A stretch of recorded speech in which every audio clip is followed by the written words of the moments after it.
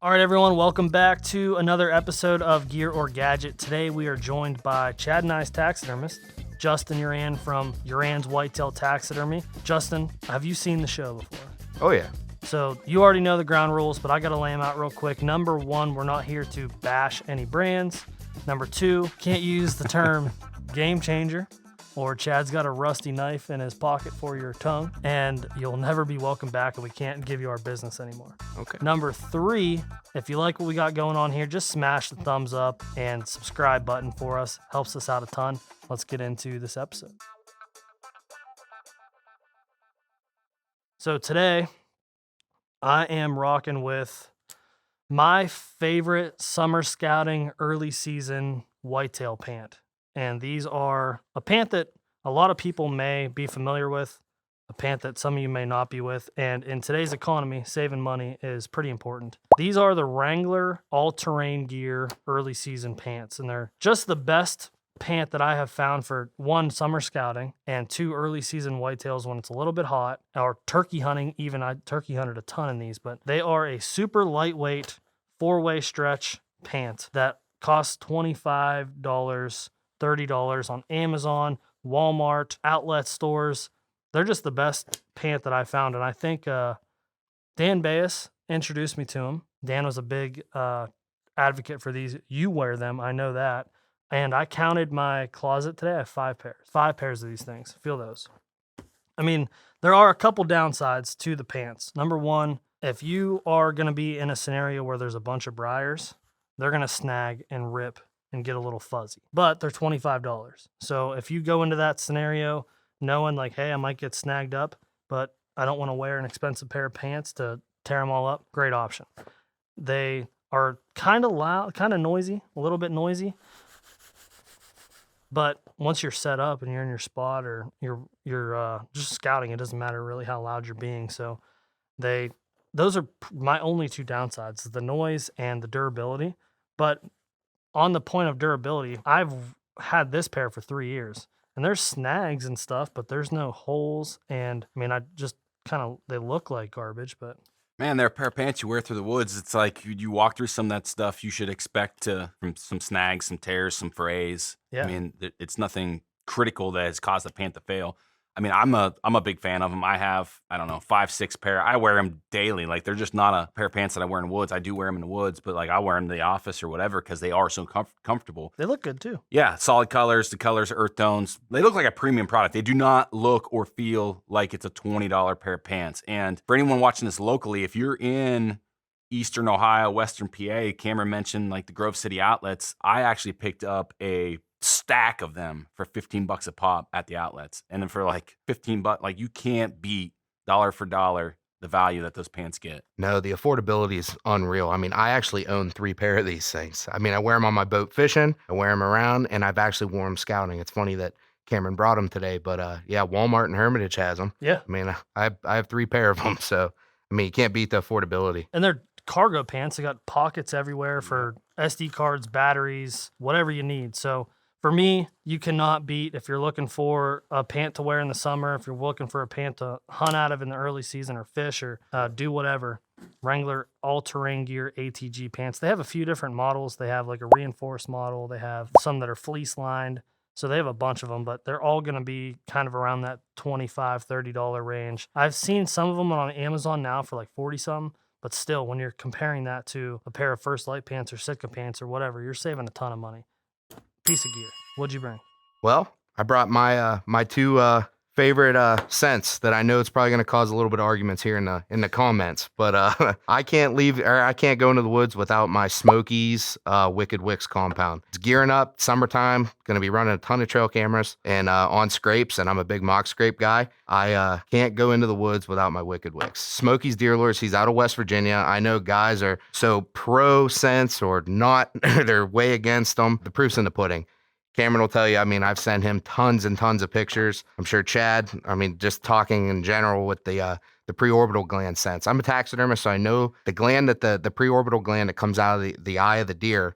I mean, that's their calling card. That's what they use on their licking branches. I mean, that's how they communicate. And I swear by it. How is the scent made, I guess? Is it synthetic or is it actually extracted? It's extracted from the preorbital gland of the deer, which is in the tear duct. It's on the backside of the tear duct.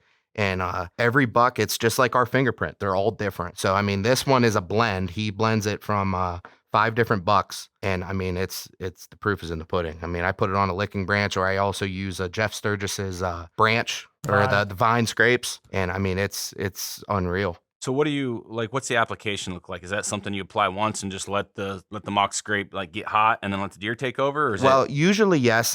Depending, but I'll gear it up like more when they're really starting to hit scrapes. I'll put it on every single time I enter, because that deer doesn't know if it's me or if it's 5 other bucks coming in there checking their scrapes, and it really gets them fired up. I just use a little. I mean, less is more when it comes to it. Some guys think they got to oversaturate everything. It's an eyedropper, glass eyedropper, just a couple drops on the licking branch or on the vine. And I mean, let the cameras tell you, it's unreal. It's potent. It's very potent. I've used a Smoky's preorbital before. I'm not a big scent guy. I'm especially Yuran. I'm not a Yuran guy, but I do like the preorbital stuff. That's what I was gonna say. I've used that with luck. Mm-hmm. But my deer last year I shot was on a preorbital scrape. Sure. I mean, I'm a firm believer in it. What about the tarsal you got here? Tarsal gland I'll use more so in the pre-rut, because that'll get the bucks fired up. But I'm not a big doe and heat guy. I mean, I'm just not a big Yuran guy. I mean, granted, the buck tarsal technically is, I guess, but it's more of to get the bucks fired up. Not so much of them thinking, oh, a doe's coming in here. I want them to be territorial.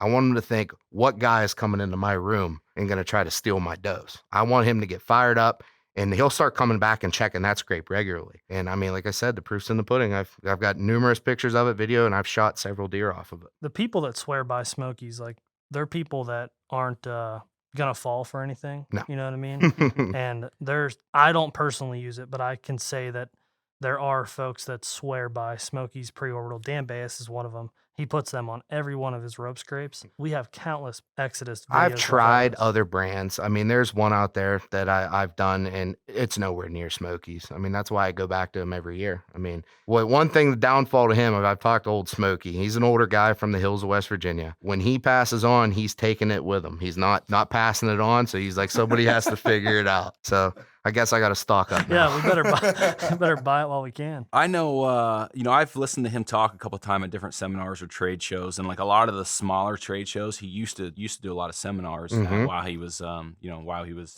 exhibiting, I guess. I haven't seen him in a while or talked to him, but like in general, when you start looking at preorbital glands, tarsal glands, all those different scent products, there's a lot. I mean, there are a million freaking scent products out there. To your guys' point, there are a lot of guys that are like Smokies, deer lures, or nothing. Well, what's funny how I even got started on this, my buddy went to a little like trade show, little outdoor show in the summer. He's never made a mock scrape in his life. He comes to me and he's like, hey, I found this stuff. This guy swears by it. Can you help me make a mock scrape? So I went with him to his farm.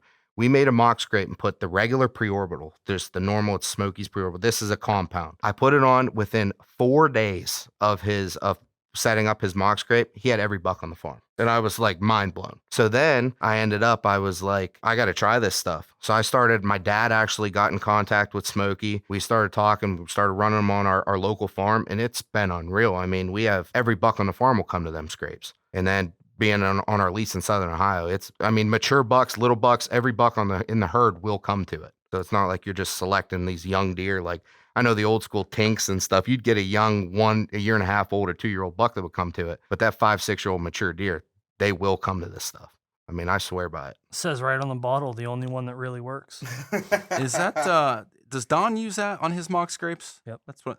It popped to my mind, and Don Higgins used it too. I actually purchased some of this from a trade show and never really did anything with it. It's still sitting in my beer fridge in the garage. Haven't touched it. I'm sure it's probably still good. I'm just not, I'm always on public, don't do a whole lot of stuff on private, and the private that we have isn't great, and we've never really had much success on that parcel or parcels with mock scrapes, so I've not much experience with it personally. And it is expensive, so you want to put it in like your spots that you're probably guaranteed to have some action, or it's going to be worth it. So I will say I have used the regular preorbital. It did work, and I'll say it's gear. Yep, non-opinion over here. So what I have today is more of a concept or system, not necessarily a specific product. Now, The Bino Bivy itself, I think we featured on a past episode with the Habitat podcast, I believe. But as you see here, I have a couple things going on. One, I have a little milkweed dispenser, pill bottle, stuff with milkweed. And then I also have my rangefinder pouch attached to this Bino Bivy. And that's what I want to talk about.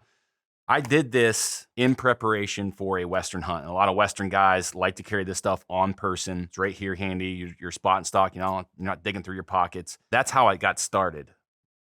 But also having this on person, whether you're stand hunting or hunting out of a saddle, I found like you're not making those external outside your body movements to go grab something. Everything is right here. It's concealed. And typically I know a lot of guys are just range finding trees or their spots when they first climb in the stand. I get it. I do that too. But if the situation arises where you need that rangefinder because something's happening that you're not expecting, you're not outside your body reaching for all this stuff. I know, Cameron, you and I kind of have the same approach, whether we're in a stand or a saddle, is like keeping everything tight to your body, whether it's your bow, your pack, anything you have hanging on the tree. You don't want those outside the body external movements. And I have just found having this system, having this rangefinder pouch attached to my Bino Bivy, it eliminates the need for any of that. So I'm not saying it's for everyone. A lot of guys don't like it. They don't like the bulkiness or the weight, and they feel like things are going to get in the way. And I was that guy, especially out of a saddle. I was worried about, you know, where's my bowstring gonna, you know, is it gonna make contact with this? That was going to be my question. I was going to be like, does it get in the way of your draw? It doesn't. No. For anyone, you know, having those same concerns or same thoughts, just try it out. Like almost every rangefinder you get comes with a little pouch. Just attach it to your bivy. If you have a bivy, run it, shoot, see what it does for you. I agree.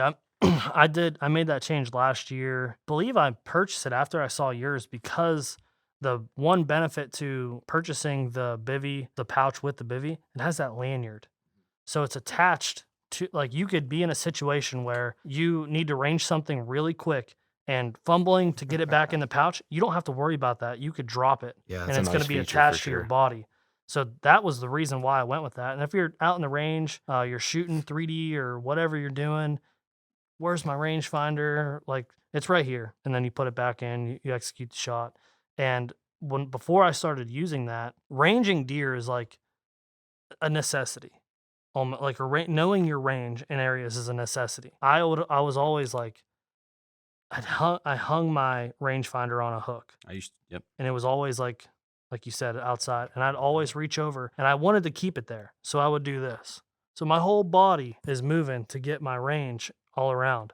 And having that on my body at all times now has made it so much easier and simpler. And I'm a big fan of it. I think it's underutilized. Most whitetail guys that I know that wear a bivy don't have the rangefinder pouch. And I think it's a mistake. Really? Yeah. I know one thing for me, like I have a million things running through my mind at every second of the day. And whether I'm on the ground doing spot and stock stuff or Western hunting, I have a bad habit. Like if I'm taking a break, sitting down, eating lunch, like I do this turkey hunting too. Set things down. I set things down. And then 10 minutes later, after I get up and I've walked a quarter mile or half mile, I'm like, damn, I set my release down, set my rangefinder down. I got to backtrack. The point about this lanyard, like ranging something and then dropping it, but also just having it on person where you're not going to set it down, man, it saved me. I don't even know. I could say it's probably saved me a few hours of hiking over the last 2 years, probably. And a few $100 because you didn't lose 100%. Yeah. Lanyard's a selling point for me for sure because I do the same thing. Set it down, set it, forget it. Yeah, that's definitely a selling point for me. I think I'm going to look into those. Yeah, like I said, not necessarily a single piece of gear, but a concept that is not new. Like I didn't come up with this. A lot of guys do it. Just that's my opinion on it. I think it's a no-brainer. So that concept is a piece of gear for me.